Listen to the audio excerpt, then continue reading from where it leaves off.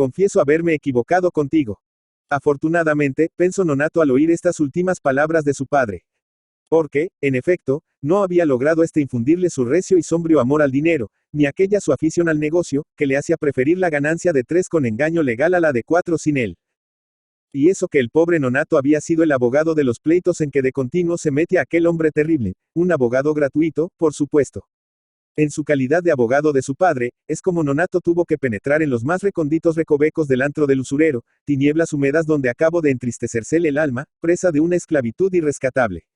Ni podía libertarse, pues, cómo resistir la mirada cortante y iria de aquel hombre de presa.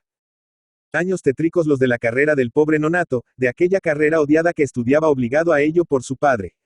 Cuando durante los veranos se iba de vacaciones a su pueblo costero, después de aquel tenebroso curso de estudios, pasado en una miserable casa de uno de los deudores de su padre, que así le sacaba más interés a su préstamo, ibase Nonato solo a orillas del mar a consolarse de su soledad con la soledad del océano, y a olvidar las tristezas de la tierra. El mar le habla siempre llamado como una gran madre consoladora, y sentado a su orilla sobre una roca ceñida de algas contemplaba el retrato aquel de su pobre madre, fingiéndose que el canto brezador de las olas era el arrullo de cuna que no le había sido concedido oír en su infancia.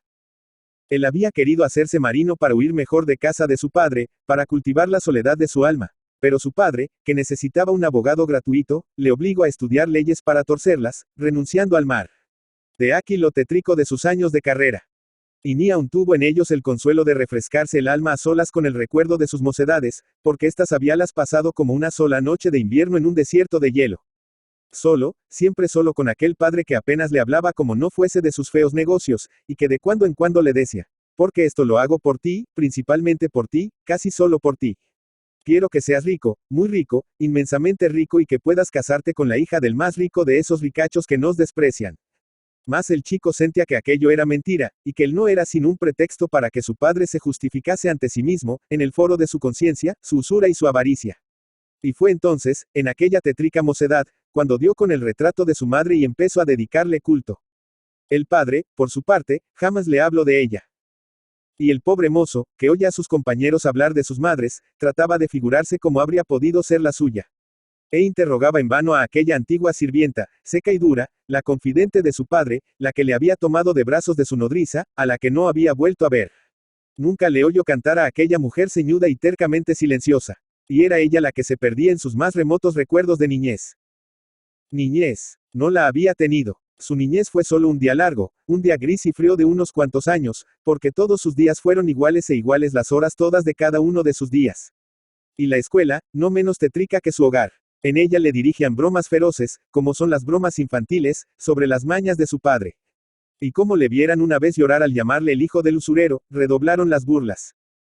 La nodriza lo había dejado en cuanto pudo porque no se le pagaba su servicio en rigor. Era el modo que tenía el usurero de cobrarse una deuda del marido de ella. Y así, en vez de pagarle sus mesadas por dar leche de su pecho al pobrecito Nonato, ibáselas descontando de lo que su marido le debía. Habíanle sacado a Ramón Nonato del cadáver tibio de su madre, que murió poco antes de cuando había de darle a luz, 42 años antes del día aquel en que se suicidó. Y es, pues, que había nacido con el suicidio en el alma. La pobre madre, cuántas veces, en sus últimos días de vida, se ilusionaba con que el hijo tan esperado habría de ser un rayo de sol en aquel hogar tenebroso y frío y habría de cambiar el alma de aquel hombre terrible. Y por lo menos, pensaba, no estaré ya sola en el mundo, y cantando a mi niño no oír el rechinar del dinero en ese cuarto de los secretos. Y quién sabe, acaso cambie.